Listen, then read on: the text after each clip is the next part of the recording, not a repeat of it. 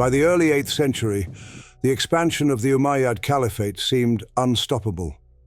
Originating in the Arabian Peninsula, the Muslim forces rapidly conquered vast territories, reaching the Iberian Peninsula by 711 after their decisive victory over the Visigothic king Roderick at the Battle of Guadalete. Within a few years, the Islamic forces overran Hispania, pushing northward into Septimania by 719, a region that served as a crucial foothold for further invasions into the heart of Christian Europe. Duke Odo of Aquitaine, a semi-independent ruler in the Frankish realm, faced this rising threat head-on. In 721, he achieved a remarkable victory at the Battle of Toulouse, where his forces decisively defeated the Umayyad governor al-Sam ibn Malik, temporarily halting the Muslim advance. This success, however, did not bring lasting peace. Odo's request for aid from Charles Martel, the Frankish mayor of the palace, was rejected, leaving Aquitaine to face the southern threat alone. Despite the setback at Toulouse, the Umayyad resolve remained firm. al-Rahman al-Ghafiqi, a charismatic and experienced leader, rose to command the Muslim forces. By 732, tensions within Al-Andalus had deepened, particularly between the ruling Arab elite and the Berber contingents. These internal conflicts provided an opportunity for Odo, who allied with the Berber rebel Munusa, sealing the pact with the marriage of his daughter. This alliance, however, provoked al-Rahman, who crushed Munusa's rebellion and turned his attention toward Aquitaine. al-Rahman's army, estimated at 15,000 to 20,000 men, crossed the Pyrenees and swept through Odo's territories, devastating the lands as they advanced. Odo's attempt to stop the Muslim forces near Bordeaux ended in disaster, with his army nearly annihilated. Facing the destruction of his domain, Odo fled north to seek help from Charles Martel.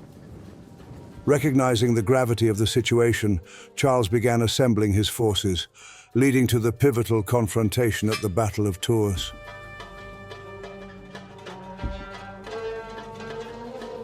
In October of 732, near the city of Tours, the forces of the Umayyad Caliphate met the Frankish army of Charles Martel.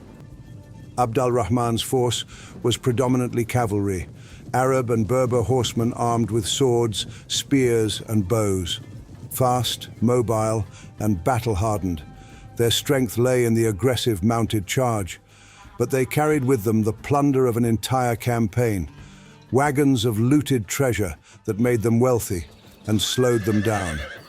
Charles Martel had built his army differently.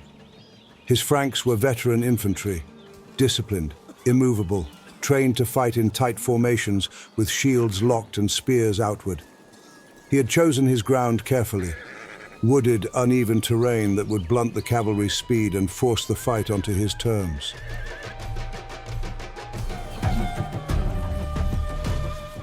The battle commenced with al-Rahman deploying his cavalry in an aggressive attempt to smash through the Frankish lines.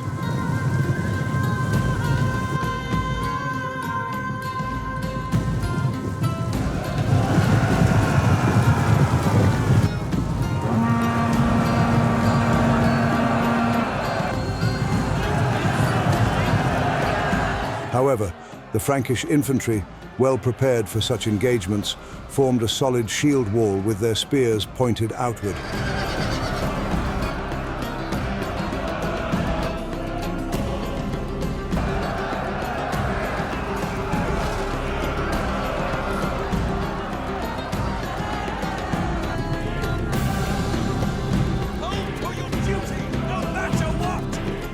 Despite the strength and aggression of the Muslim cavalry, the Frankish defenses held firm.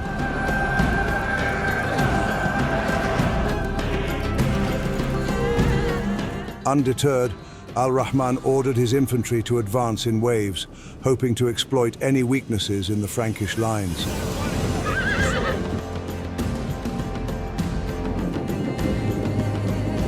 Not much longer!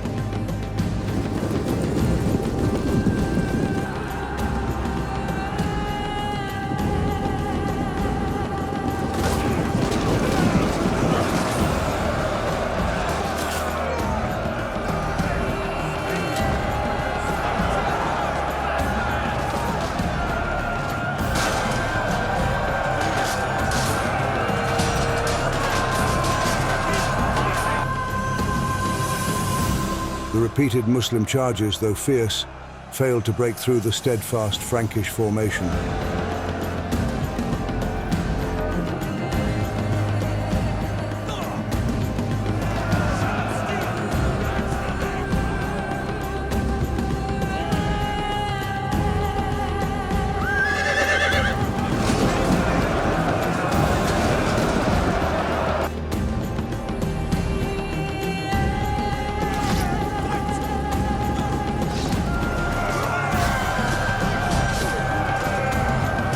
The Umayyad forces, having sustained significant casualties, pulled back to reorganize and prepare for a renewed assault.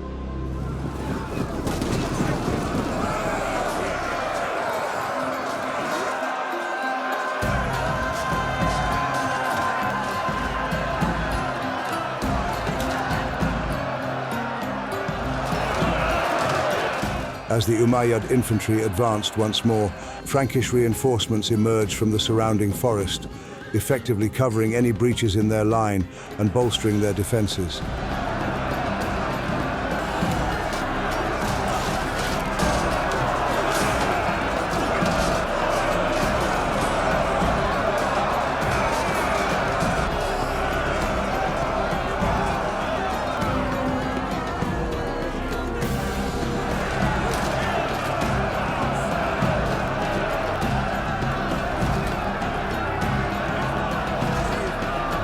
In the heat of the battle, Duke Odo of the Franks led a strategic flanking maneuver with his cavalry around the Umayyad lines.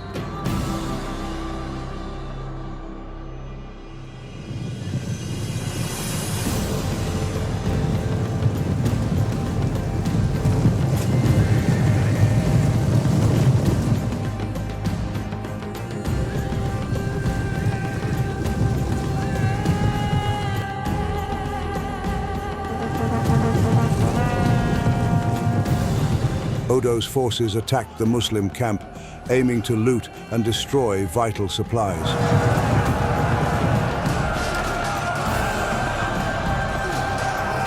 This attack on the camp caused significant disruption among the Umayyad forces.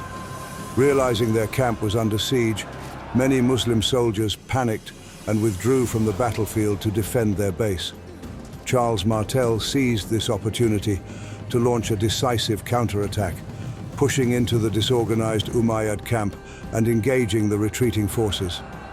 The battle reached its climax with the death of Abd al-Rahman.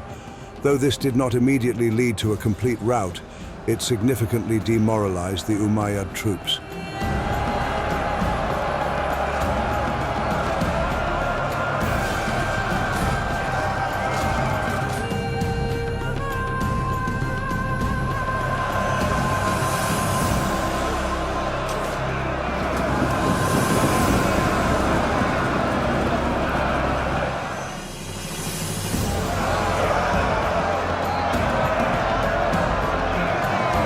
As evening fell, Charles Martel ordered a withdrawal to his own camp, despite his forces being battered. By the following morning, the Umayyad army had managed a disciplined withdrawal during the night, leaving behind their camp, prisoners, and a large cache of loot. The Frankish forces, having maintained their cohesion and suffered fewer casualties, did not pursue the retreating enemy, partially due to the difficulties of engaging a retreating and well-equipped force. The Battle of Tours was a pivotal confrontation that halted the northward expansion of the Umayyad Caliphate into Western Europe, securing the region under Frankish control.